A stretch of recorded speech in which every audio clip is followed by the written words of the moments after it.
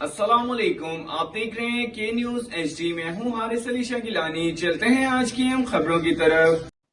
ताज़ा तरीन खबरों से बाखबर रहने के लिए हमारा चैनल सब्सक्राइब कीजिए। लिए चलेंगे कराची। कराची में गैर मुल्की स्कूल की डांस पार्टी पर पुलिस का छापा। एक बार फिर आपको बताते चलें, कराची में गैर मुल्की स्कूल की डांस पार्टी पर पुलिस छापा।